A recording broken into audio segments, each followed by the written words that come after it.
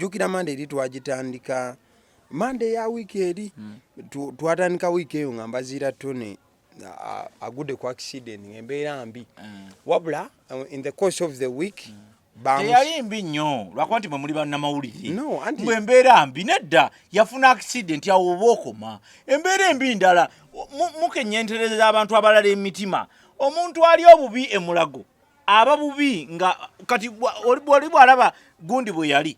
n'atunula n'omuntu ali obubi atandika okubalaba nga mwabaduula so omuntu ali obubi mulala yes yafuna shock yafuna accident nafuna ebigambo bikozese mutuufu bwabyo kubanga mwamanyira Dumu News owa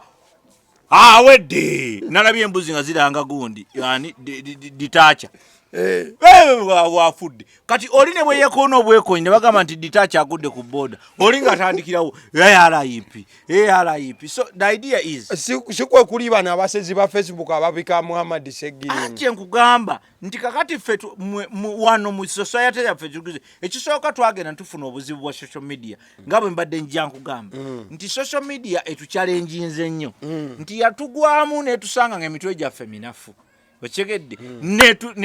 netugoya netufuula akawunga kuba kati olwaleero oli akeera ku makya n'agamba n'awandiika statement kati muno muntu yafuuka munnamawulire ate ag'empapula empemuzi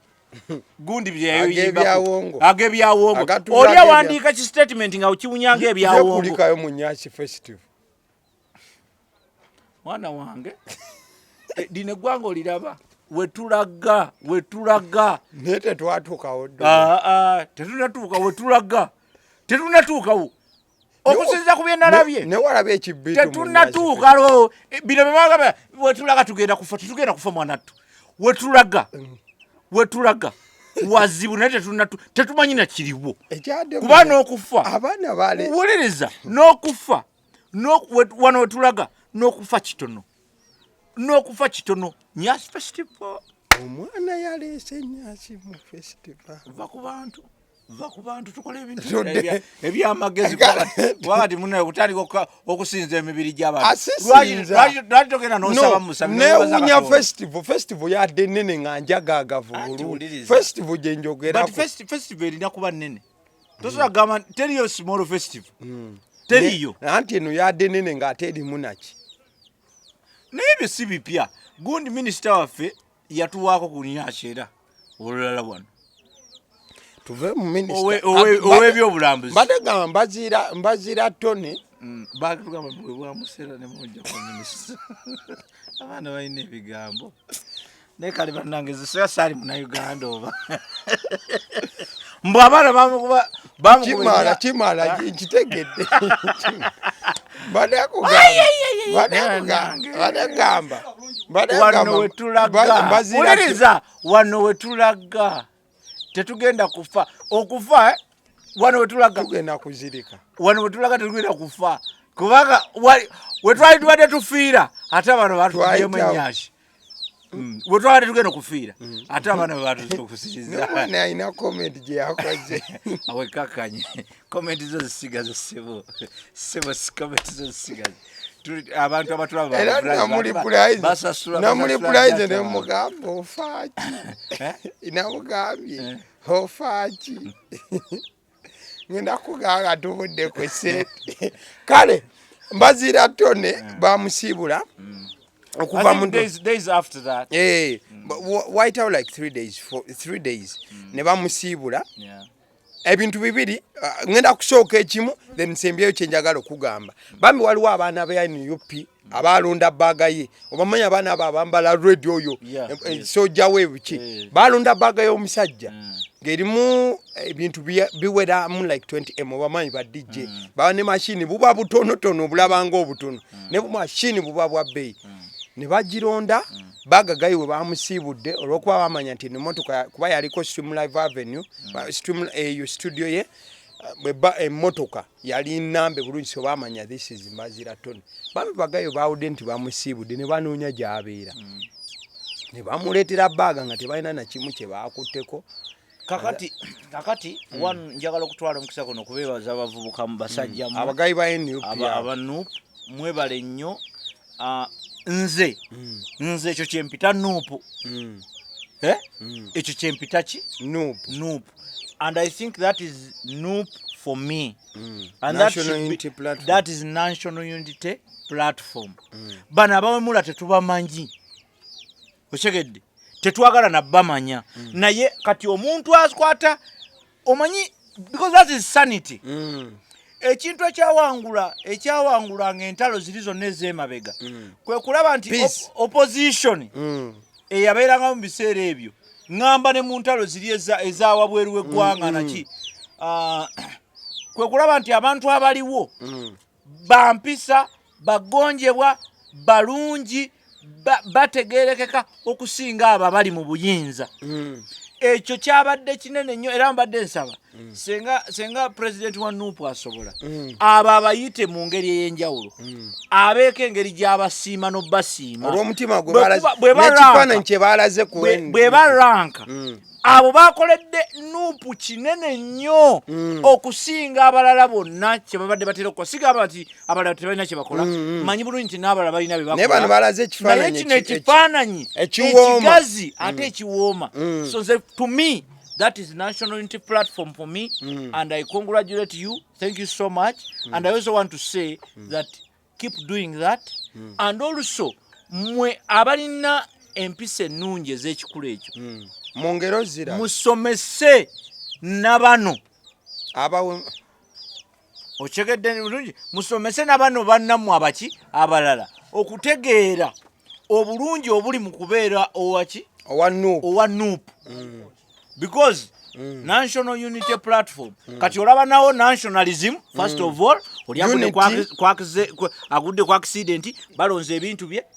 ne babitereka olabawo kye bayita nationalism abagayi batereka ebintu for that time gyali mu ddwali ne bamulinda n'addeeka ne bajja waliwo kye bayita nationalism ekyo nekidde ebbali unity ne wabawo unity obumu nti oli agudde ku accident nabo accident yabakwatako ne balaga obumu mu mbeera eyo kyokka ne batakoma okwo ne balaga nti this is the platform that we want to portray to the rest of the public. So for me, I want to commend their character and I also want to thank them for that. Bana abalala abawemula abavuma abantu kubanga tebawagira unity platform kubanga tebawagira nupu kubanga tebawagira Bobi Wine kubanga biki abo nja kuongera okubavumirira paka kale awakati mu kuvumirira mwana mulenzi Lupazo naye nga agivuga agiza wa Mbazira Tony okutuukawo yatuuka avumirira abaloga Mbazira Tony n'agamba mbu Mbazira Tony tali yekka eza accident teriyo ndi accident kati yokamuyambeko katono omantu gene mpola teriyo muntu ali yekka buli muntu alina omwoyo era tobeeranga onogamba nze mutero bala abantu babagamba nze nsinjirimu bwange bwannamunigina nedda oliko omwoyo gukutambulirako kyobola nti ffe tusaba omwoyo omutukuvu atukkeko wasobola ovaawo omwoyo omubi bwe tuba mu kyaki oba father oba reverand asobola kugamba nti bannaye tusaba omukama atubunduguleko emikisa gyera omwoyo omutukuvu ebyo byonna bapasita babisaba ebyo byonna n'okutula bakutula emyoyo emibi kakati nti emyoyo emibi n'emirungi wegiri kuba ensi erimu ebintu bimeka bibiri good and bad mulimu good mulimu ne bad ontegedde bulungi kakitegeeza kitegeeza nti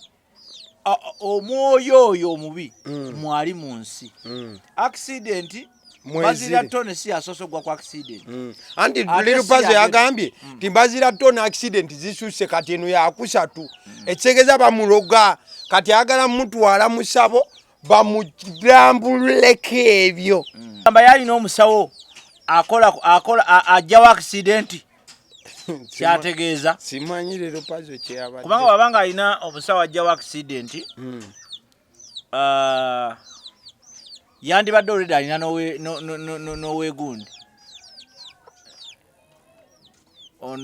waliwo ebyenda bye babireeta nga babimukwatidde mu ngalo waliwo abimukwatiddeko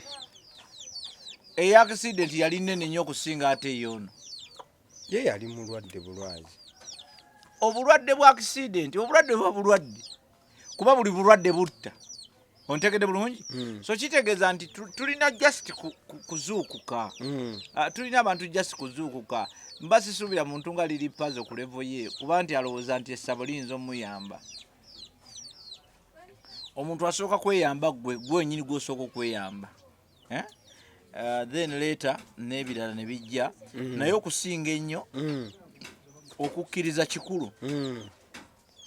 okukkiririza mu ddiini yo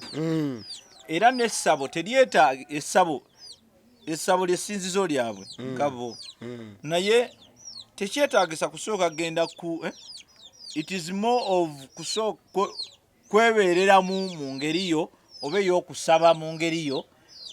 bw'obanga y'eddiini gye musinza gwe gy'okola ki gy'osinza tekyetaagisa kusooka kugamba nti gundi yaloga kuba bajjaku abasawo ab'ekinnansi abamu baffere ayinza okugendewo omufere n'amugamba nti abaasi yakuloga kati n'obeera nga ogezezaako kusolving a problem ate ng'ocreating endala ate nnene so kyamagezi nnyo bulijjo okusooka first of all okusooka okukkiriza kyonna kyonna ekyakuuma mbazira tono obutafa mu accident because bangi bafuidde mu accident ate bangi bafunye n'ebizibu ebisingako ekyo kye tulina okwebaza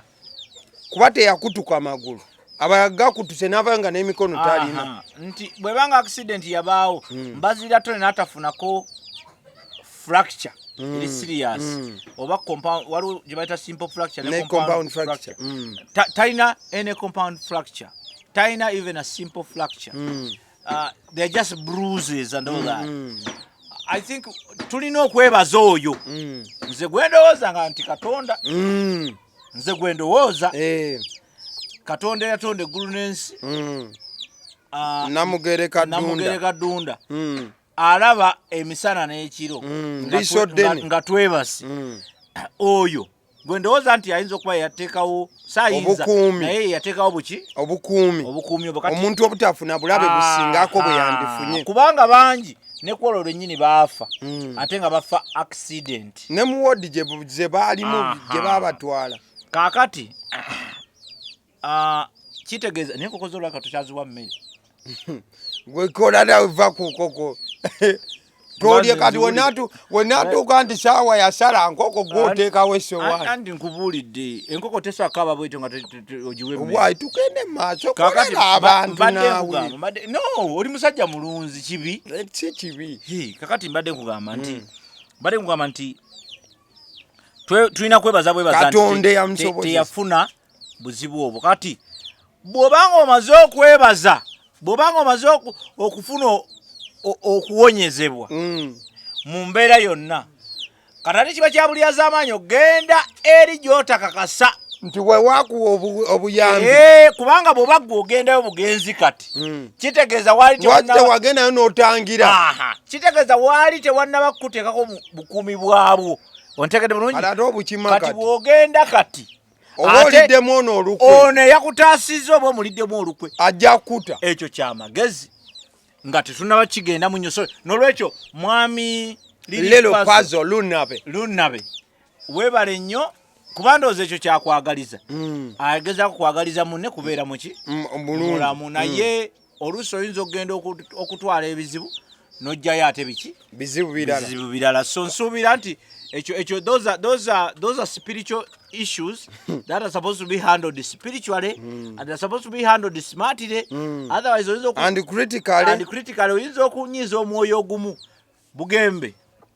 pastor Bugembe lumu yagamba nti yali nti yeebaza Mukama okubanga waliwo omwana eyagamba nti yeebaza Mukama mbu yamuwadde emmotoka yamuwadde esimu kumbe esimu ekyamazima Lucifer yamuwadde akasimu Lucifer ne Thomas bakwatagana ne bamuwa akasimu kati Yesu agenda okuleeta eyiye abange oluganda nze jeni mpayiriza sinnamuwa akasimu era engalo ezo muziddemu muzikubire Thomas ne Lucifer bamuwadde akasimu kubanga Yesu yagenda okujja akole agenda kusaba nti omusajja akikyala alina akasimu anti akati mumuleke mukawa basi otegede bulungi kati kitegeeza kinti bulijjo bwe tuba tukola bye tukola in this spiritual world because we are in a spiritual world we don't know where we are coming from and don't know where we are going so you cannot be so sure nti kino kyabadde kino ba kino kyabadde kino ebimu bijja coincidentally ebirala bijja nga bya kuprotectinga tomanyanga ya accident waliwo yagiteekawo mukama n'ataasa protecting eyabadde egenda okumumalawo obumazi mu maaso nze emmotoka yange bwe yabika omupiira nanyiiganga kati waliwo kyali wange omuyaŋŋambanga naye gwe emmotoka ejja nalina ekimotoka kyange kikadde bali kikyesa anjagala nnyo wakya kimotoka kyange kati yaŋŋamba nti emmotoka ejja kukuleetera ekiwalaata wano yali enywa amafuta tunga eyabika emipiira buli lwebeeyagadde kakati nga omanyi kati ekyasinga okunnumisa omutwe kw'eyo emmotoka yabanga batule ng'eggwako nnyo mangu oba yalina nga batule efa walo nekyanga nengula batule mpya bitwala 35 walo lwennyini lwe nagigula nefa negitta nentyamu naye nga emmotoka eri ekyasinga abantu kyebasinga yansesanga okay teyansesanga ebiseera ebyo naye yansesa nnyo nga sikyagiwa budde nga nfunyola obumotoka obulala yansesa nnyo neŋŋamba my god era njagala nnyo lwekyo nagaana ogitunda kuba buli ajagala ogitunda agigula ajagala gigula $2,000,000 binyeba kati but what am I trying to say nti bulijjo Katonda akutaasa ebintu bino wammanga gwoyinza okuba oli awo parkinze akamotoka ko oyagala okukavuga n'osanga ng'omupiira gutudde n'okasinga ndaba kano omupiira kumbe Katonda agambe akulabudde beera kaawe eddakiika 2 waliwo ekibamba kimale okuyita ontegede bulungi ekyosikino n'olumu tupapa tugende kumbodduka kusanga buzibu otegede bulungi agamba avuda wano nga tumugamba beerawo essaawa atuuse eri enju n'emukuba kankuyambeko olunaku lumu nali nvuga emmotoka nga nva Entebbe Road ngenda mu kibuga kakati naye nali mpitira nva saidi z'ekabowa kakati bwe njija bwentyo nayitira mu Ndeeba nenja nenkonekitinga wano ku Lubiri kati ku Lubiri nakwatawa eno jjukira bw'okwata eno otambula bwoti noyita ku Lubiri nga gye luggwerako nojja n'ogwa wano akafuta kali awo sibe bakayita kaani stabekisi nokkirira n'ogwa wano wansi ku saaya Queen kyokka ate era same story osobola okuyitira ekatwe era nokonekitinga era wennyini kakati lumu tuli mu mmotoka nekyaliwa tuba tugenda bwetuti netusanga jamu nga tumaze owetamu ne bwetuti netusanga jamu ku left nemwagala okyuka si netuwagala netukyuka netulira obusungu netugamba this is nonsense actually it wasn't jam waliwo guy akola enzigi yali around there kati nga kyaliwa ng'angamba tusooka tugenda tukabera ku nzigi ziri tulabe enzigi zaffe zituuse kuki tukyuka awo nyini nakubira na yutani muki mukubo waliwo olujamujamu otonotono nenkuba yutani mukubo nga ntambuddeko wano ndooza paka nga nawali nenkyuka kati nempita eno bwendi kati bwempita eno netugenda tulaba entebe ebiki ebinanga emigundi egyo bwe tumala obbiraba tukoona naye mpolampola kajjamo kakutte tuddayo era twambuka bati bw'oyambuka era ogwa kuwali ku kafuta gye bayita Namirembe Road ndowooza eyo gye bayita Namirembe Road yebanga no bagiyita Mengo Hill Road something like that tukkirira waliwo ka petrol station awo bakayita Total tusanga emmotoka yatubadde mu maaso nga tukyuka ng'ebikozi nga bagitomedde kitrela kyava ne kigitomera kigifuula chapati nga bagitomedde yatubadde maaso nga bonogamba nti eno eri wano nga abadde omuntu kwati takyali muntu nga bagenda munoonya bunoonya nga bayezeewo wonna nga ekimotoka kyajja ne kyerawo obupampu buliwo bubiri kuba wafundafunda ne kibwerawo bwe kyatomere n'emmotoka nekibwerawo emmotoka yava eno emisinde nga bamanyanga gundi ndooza naye n'agamba okusinza okugenda eri wansinzita abantu kanziteyo bano nga babiri mukama n'ayamba yafuna waliwo ababodaboda bafunamu obubenyi naye sebwali bw'amaanyi nnyo ono yali mu mmotoka eno ye yali mu mmotoka yabuukamu kubanga emmotoka bajja bagiwalula ne bagikuba naye emmotoka bagimalawo twatuukawo ffenna tukwata bwe tukumimwa omanye ekyatuwonya kudda mabegaaagalamukko olutono ekyo ekyabawugula kikyeŋŋamba abantu nti it's not good to curse all the time embeera bwe kutuukako n'okasinga what nonsense is this they would have done this on the day God is protecting you from something katonda alina kyakutaasa oba Allah oba ani yenna bw'omuyita katonda abeera alina kyakola ki kyakutaasa and that is it ekyo tukirekaawo so mbazira tone twebaza katonda nti yamutaasa okusinziira ku ffe okusinziira ku liripazo ayinza okuba agamba nti yalaba tewali mulimu kuba kati okusinziira alaba balina okubaako kye bakola era yamugagweyitawo yalaba tewali mulimu kale kati wuuyo yagambye nti yayagalage lwaki afaayo nnyo okumanya ani amuloga no lwaki because ayinza okuba yagala fuumuula nfuufu agambe nti ono yamuloga gwakola naye kubanga tamwagala tebalima kambugu kitegeeza nti ayinza okuba nga ayagala kufuumuula ki aveeyo mu kusaba agambe maama yabyavudde eri owedde okyegedde bulungi kakati okwewala ebyo byonna tusaba yeebale nnyo okufaayo netatwala munnebintu ebyo yagende bw'aba amulumirirwa nnyo yagende analimuweereza yagende alimuweereze ku simu ku WhatsApp tulina alimuweereza amugambe wange nkizudde okyegedde ebigwereeyo twabadde tuli awo nakola story still ku YouTube channel wanagaliwo Shiba Kalungi ngagenda maaso n'okwanveiringa ngenda kukozesa ebigambo nga bwe yabikozesa record label empya soko lekeraawo record label kintu kineneko ontegedde bulungi mbadde nsaba tukkiriziganye nti kankozesa ebigambo ebyakozeseddwa bw'omala omalira omuntu owalaba obudde bakozesa data abantu Shiba yakoze record ebo bagita kama music bulijjo ayimba ki era bulijjo ayimba kama music yewandiika otawala okama anti kati yatongoza ekintu ekipya era akyagala nnyo okuba yagaye kano ka baby kange nkaleese mukaniriza era nakola ne social media handles empya katukasabire kakule andooza ekikulu ennyo nti alina osooka nga tannabakola record label yabadde alina osooka okulangirira nti avudde mu music afuuse manager ebibuuzo byonna byabuuziddwa nagamba sobola va mu music koza abantu bamanyirwa music naye nga mu record label eno era asuubira okuba nti agenda afunayo ba artist abo oba bato oba abo abaliwo naye nga beetaaga basayininga empapula bayingire mu kama music kati bawawulwe buli kimu kibaweebwe bafuuke basita yebale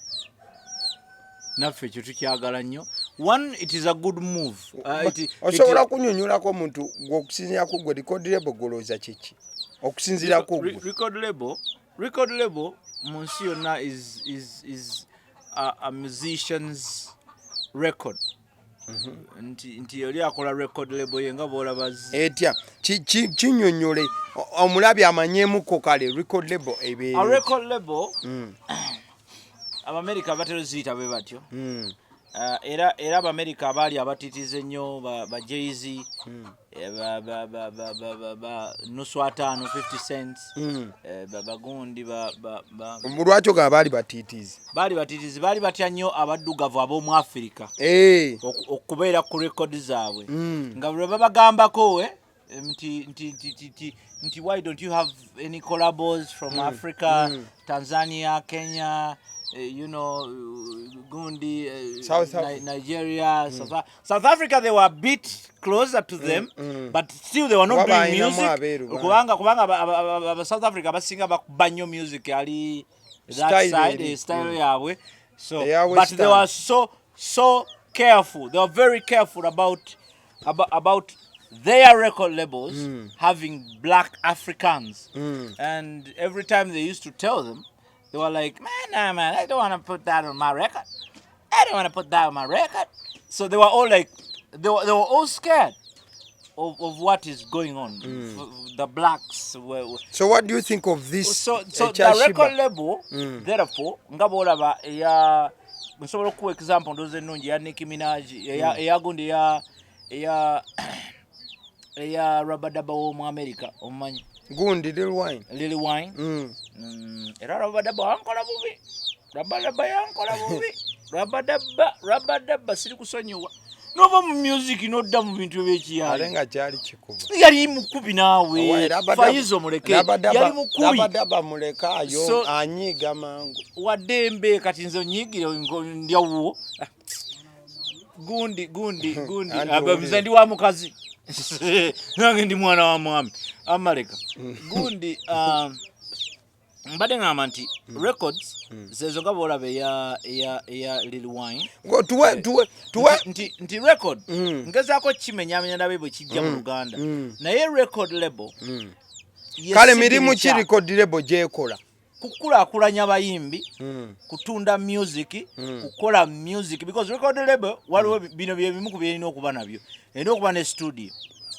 established bulungi erina okuba ne ba producers ab'amaanyi both video and audio erina okuba n'agikulembera nga artist ngali vibrant abantu bamuwulirira mugabo olaba Lil Wayne bwe yaleeta bwe basindika ennyo n'oyo omusajja we ekyo ekisajja kye kigundi bwe basindika ennyo gundi okutuuka okubeera nga she's one of the most talented women in America. One of them rappers, basically women rappers. Record label erina okubeera ne sente ontegedde bulungi because ekyo kyekifuula record label kozi ebana buli kyetaaga eba ne sente eno bane resources tugambe erina okuba ne resources ezo eziri mu line ya music nga za ddala nti babawo kye baagala okukola buli kimu bakikola. Challenge is mukyala Shiba Kalungi talina byonna ebyo. Ekyokubiri mukyala Shiba Kalungi naye yennyini akyetaaga management. Sagala bigambo lwemuwuna munneraliikiriza kyo banjogedde kibi abadde ne manager awo gayi bamwitaani lwemuwuna baproducer ba mukama lwemuwuna ntyamu ndowooza banjogedde kyabuwemu nti naye yennyini nga Shiba yeetaaga record label okumukwatirako kati naye bw'akola record label kitegeeza nti waliwo ebitajja kujja bulungi because waliwo okwogera ku bintu there is talking about things. Mutai wange, this was not talking about. Uliriza. Sichi yakasoko okulaunchinga. Ochimachi ya launchinga ko ne pads. Ziri zikola. Bulunje? Holik, yeah. Holik zikola. Nze mukazi wantazikozesa. Nawe anti uliriza kati nkubuulira omanyi nze ndi scientific nkugamba. Yes, I got your point. Tugende mu maaso. Oba tukoleyo ka survey. Tugende wali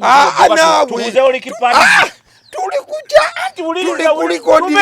tubere scientific. Tuli kulikodire bo. Lebo. Holikipadi zilebo. Oba tanjima. Andi kati tuje kulikodire bo. Nakubuza likodire bo. Kati likodire bo. Anti uliza nkubuli anti kati gwa bado mpakanya nti ebintu besobola kwogerwako ne bitakola. Kati ekyo nkikulaze nti kisoboka omuntu okwogera ku kintu ne kibeera vibrant nnyo naye ne kitakola. Ontegedde bulungi kubanga nze gwoyogera naye nina experience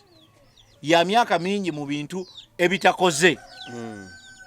nga nze kennyini mbiwomyemu omutwe naye ne kigaana nga si tokyagala naye ng'olwanyi buli kimu okikoze. Okay, but does she have what it takes? That's what I'm trying to say. Nti tali yabalaze studio. Ayagambye ebintu ebisigadde agenda byanveiringa luvannyuma wano yabadde akitwanjulira. Then what is a record label? Because kati yayogedde bogezi. Kuba no anti kati kankubuleyo enteekateeka endala eriwo. Si kwogeramu. Press bana. Wuliriza. Yekola record label. Leka nikunyonyole kino. Kankunyonyole. Nze nagamba nze nava ku level y'okuwagira. Nze siri muwagizi wa muntu yenna. Nze I look at issues the way they are. Okay. Kati kankunyonyole. Mugambye kati nze kye nalabye Shiba wango mulungi ennyo gwe mmanyi omuyimbi Nakinku ng'atudde ku press bana eriko ebigambo Kama Records. Kitegeeza ki? Kitegeeza nze ekyo kye nalabye. Kati ate nze bye mmanyi mu record mmanyi birala. Kitegeeza nti nze sinaba kuba konvi. Anti kati kankwe yake enjawulo. But this is it. Naye mbadde nkugamba. Kati kankwe nze kye nategedde. Record label eri in place. Just nkunyonyola. Eri in place. Ekyokubiri. Tebannafuna ba artist awo bagenda ba mu record label eyo. So bagambye lwaki baniveiringa anti bagambye bwe bati buli omu alina omukisa okujjobeera muki mu record label kasita obanga oli talented. Era bataddewo channels wosobola oweerereza ka video ng'obawa akapera then ne bakola ne pano y'aba judges kuliko Chosen Becky kuliko Fik Fameka kuliko Atin Pro the producer oba ne Winnie Nwaji tumusabira one twagala omusabira omukisa gumubeereko mu ekyo kyayagala okutandika okukola naye ffe tuli scientific it is one of the hardest thing to be nti obeera scientific naye ng'ate okkiririza mu birooto by'abantu kati olaba ekirooto ekirungi scientifically nga tekitranslatinga mu ekyo naye n'osigaza kola kintu ekisingayo okuba ekirungi kukisabira olabe nti kikola kibeera but putting that aside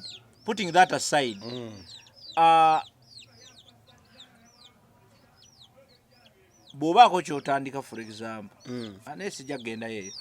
tekyetaagisa ideally nze ndowooza nti ne Shiba kyetaaga label esegeza abayanguyemuko that's a point wakava mu record ate tewagivuddemu bulungi si nti bakuhandinze over wabuze bubuzi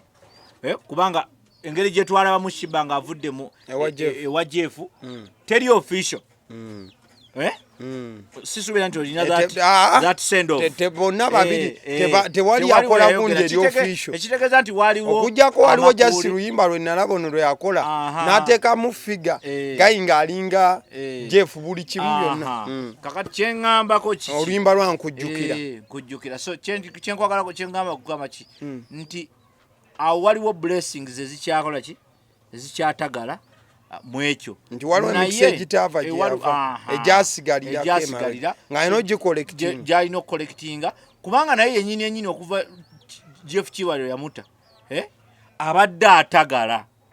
si ye Shiba gwe tumanyi award winning Shiba okyegedde si ye Shiba gwe tumanyi yes akola si bubi nnyo naye ng'akola bubi takola ka maximum kali ketumumanyiddeko kubanga already she's already good naye we know her at the best okyegedde bulungi so omanyi oli Shiba we yali akuba n'abatta Shiba oli akuba nayagala obubatta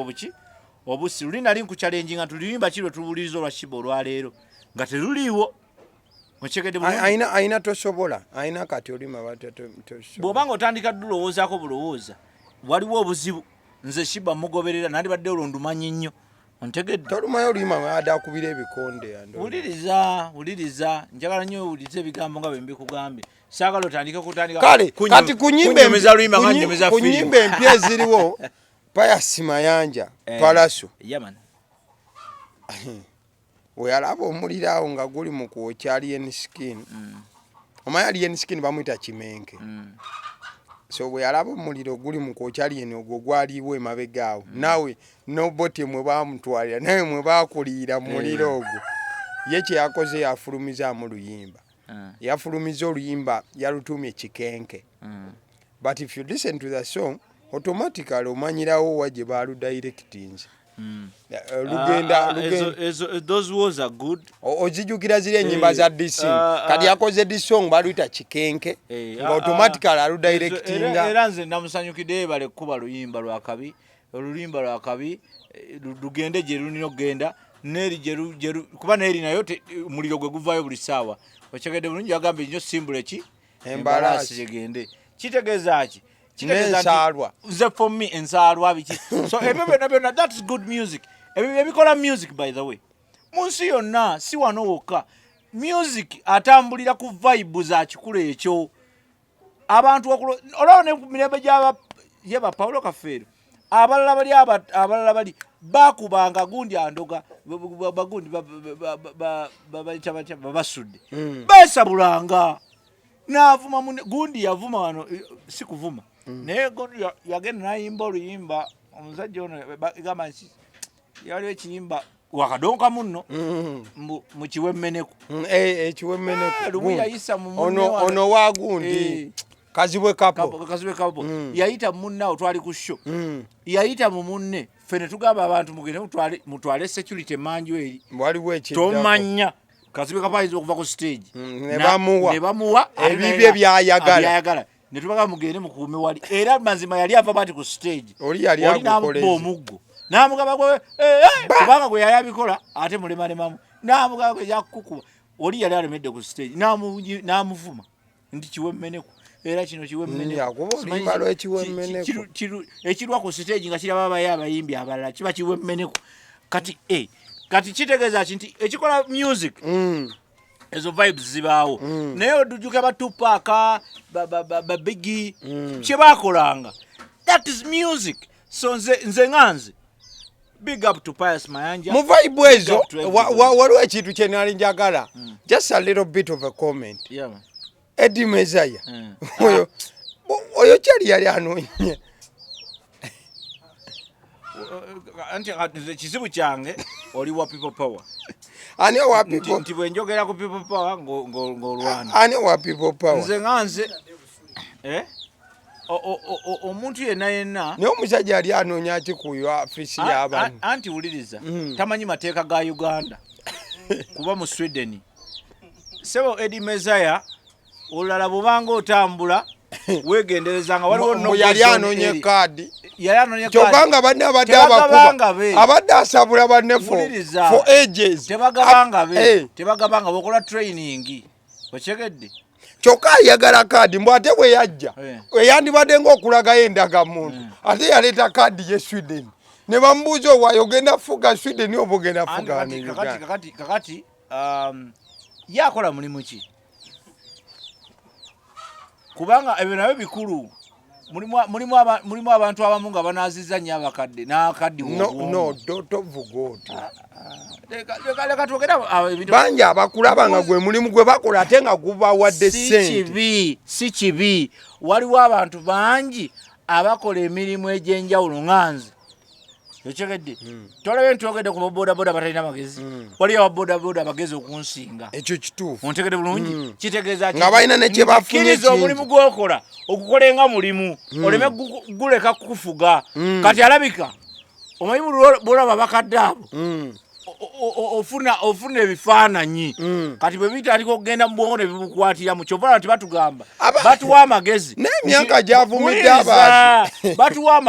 batuwa amagezi nti bw'obanga ogenze mu nsinga bw'obanga okoze mu balalu namukwano gwange dokitaali abamita Semwogerere kyali wange akola nasoma naye kikola sitya kubogera linnya lye atammanyi ate naye mumanyi ate twejerega nnyo namugaaga ogenda kugwa eddalu si kirungi kukola mu balalu myaka mingi otuuka n'obafaanana kolayo emyaka emeka 3 okole ki oveeyo ate Eddie Mezaya buli lwobeera mu bakadde nnyo oba omulimu gonna gwokola nga tegugira kati gukwata otandika okukadiyirira kiringa okukola mu mochari otandika okuba nga olaba n'omuntu omulamu yandibadde afa kuba gwe olaba oyagala mulongoosa ontegedde kitegeeza ki kitegeeza nti abantu abamu bakkirize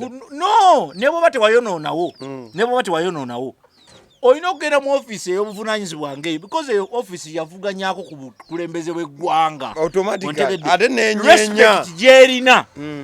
yakika kyawaggulu so tolina kugenda ng'osaatuukirawo kubanga wavudde Canada nga wajjidde na mu kiwawaatiro kya nnyonyi ontegede bulungi anti ekiwawaatiro si gye basasula mu emitwalo 3 bwe kiwawaatiro kya mitwalo 3 yeefumita mu kiwawaatiro weefumita eno mu kiwawaatiro n'obeera eno kumpi ne yingini oba eno wansi eno mu migugu gyobola abazungazunga nnyo tebaba na ssente ne bazunga n'obuuza yazza atya naye bambuusa bagamba nti bagira mu biwawaatiro abamu bagira mu mipiira ne babawandira ku airport era ye bw'avaamu tayitire bwati mu kibira mpolampola nagira nze mbadde ŋŋamba nti gw'osimye amala tosogola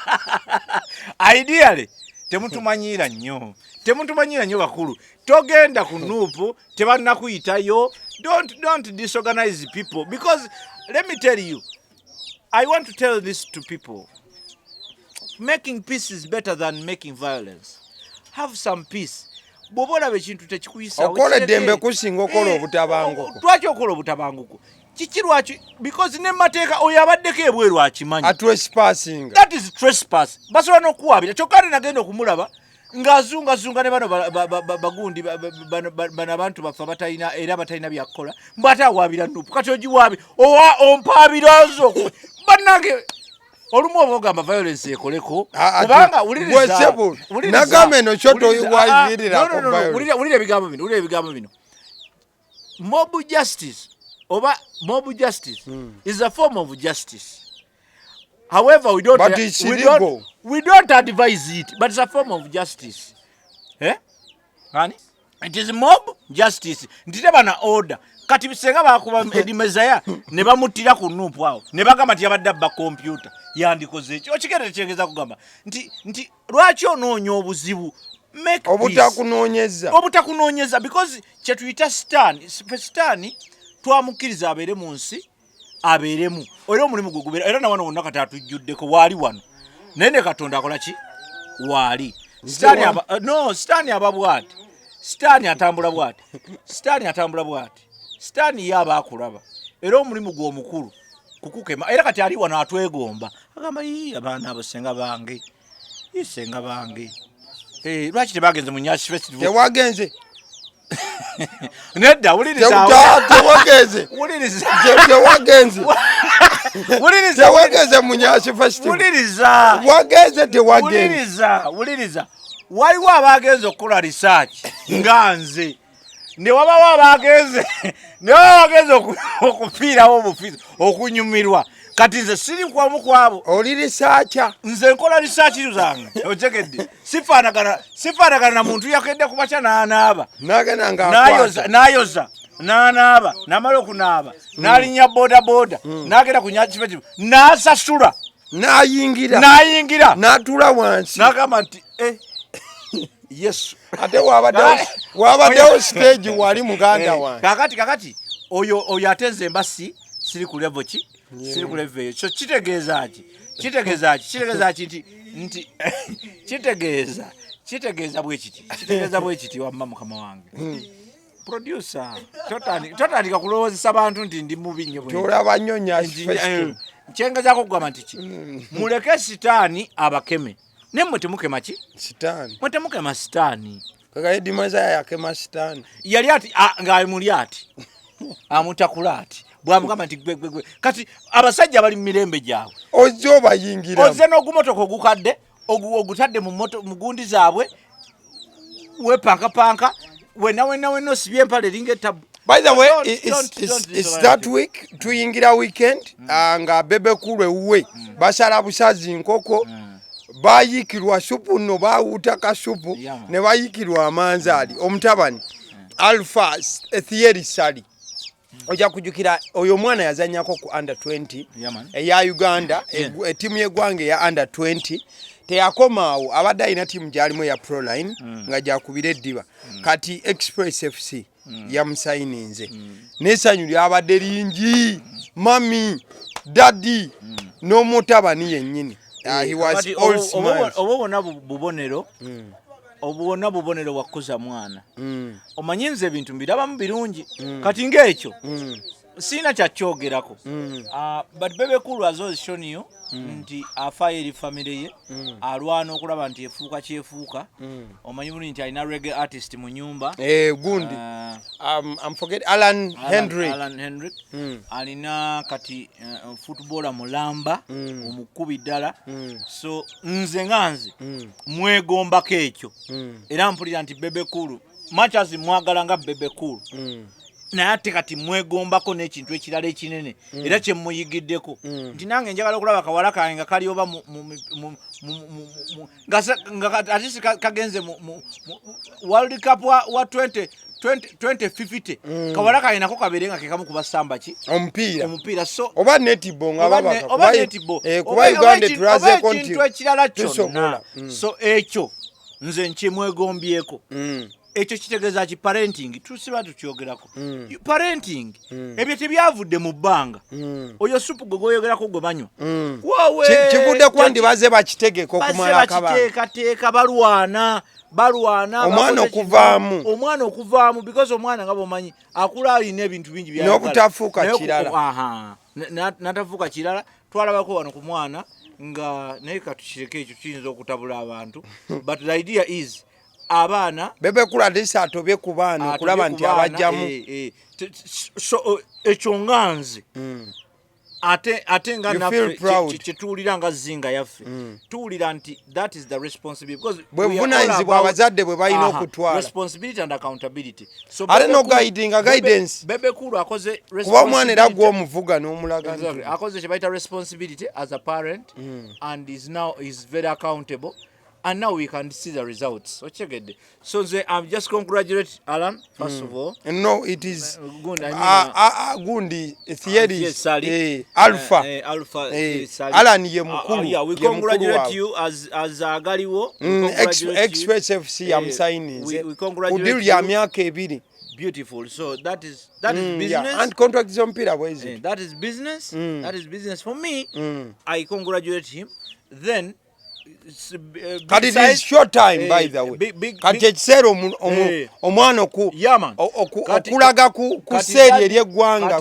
agenda kuba mu ligi top tier league ya Uganda. Daddy ne mami fe tulina daddy ne mami kati ekigendo beere wankuluku kwa. Bebe ku ne mamizu tebagenda kuggwa wankuluku kwa. Anti eyo support uliriza. Eyo ye support. Bagenda kubeeranga wali. Abazadde uliriza. Abazadde gye bawa baki abaana baabwe kati ekyo kibe kyakuyiga oba olina akaanako kozadde tandika kati okubaako kyokakola ki kyokazimbamu kyokakola ki kyokazimbamu kubanga at the end of the day you want to have abantu bangi baagala ebintu ebirungi kino kibeere nga kyakuyiga waliwo kye bayita special people kati siyeri yafuuse special person Bebe is a special person. Ne mama na a special person. Bagamanti special people do special things. Abantu abenjawulo bakola ebintu ebyenjawulo. Ebigambo byogera bubi. Abantu abenjawulo bakola bintu byanjawulo. Okyegedde. Kitegeeza ki? Nti if you want to be special, naye ng'okola bya bulijjo. Tosobola beera special. Tosobola kubeera wanjawulo ng'ebintu gwe byokola bya bulijjo. Gwe amazzi oganywera mu kkubo. Gwe bw'olya emikyungo ogirira mu kkubo. Kyokka ate oyagala okubeera omuwala oba omulenzi ow'obuvunaanyizibwa ennyo atiise nnyo. Tosobola kuba kyokola kya bulijjo. N'omulalo asobola okukikola. Kubanga enjawulo eriruddawa. Enjawulo eriruddawa gwe eri gwe ayagala okubeera owakabi. Noli atayagala kuba wakabi. Oba kyegedde kuba mulalu senga omulalu okwata erindazi n'olimuwa bwoti nokwata alitandikirawo ddiryo bakoze taba na budde kyokka ate kati gwe omulamu naawe bw'okikola waliwo abantu abamu era bagamba okoze nga mulalu olinga mulalu. Tuvuga emmotoka oba ovuga bwoti emmotoka n'olaba emmotoka ennungi ayisaamu oguveera bukaso obucupa nogamba naye ng'olaba olowooza nti muntu. So if you want to do something special, if you want to be special in life, do something special. Munnange bino ebintu bisikirwa kati omwana oyo engeri gy'omuyisaamu naye bw'akula bw'atyo bw'ayisa abaana be n'abaddako kwega olulyo lubalulamu olwo. Anti kitegeeza kyova olaba nti tugamba nnyo abazadde to do their part because when you do your part you definitely you are sowing a seed egenda ate okuyamba abazzukulu. Definitely we have done our part. Gwaffe naffe tugenze maaso era okubanga tugukola. Mbeera ne mwami Obote ono akuset ng'ava mu kibiina ekimanyiddwa nga Zinga yaffe. Toddamu kiyita ekibiina. Ng'ava mukiyita kale ng'ava mu kitongole ekya Zinga yaffe. Omanyi lwaki saagala bibiina? Ebibiina abantu bangi babikoze ebibeerawo. Mwami Obote ava mu kitongole kya Zinga yaffe akadde katuliridde ekigambo ekituufu. Mwami Obote gw'obagulira data wepankapanka gw'obagulira data. Gw'obagulira data. Oyagala kola ki? Nkyengezaako kugamba sisobola kubanga njogedde ensonga enkulu. This is kino kitongole. This is a company. Kati nkuwa basiibule. Banaye tubasiibuddeko mwebale nnyo mwebalire ddala. Nze ngeze n'ogenda tojja kungayo. Kati kankubuulire gwe sikwetaaga. Sikwetaaga.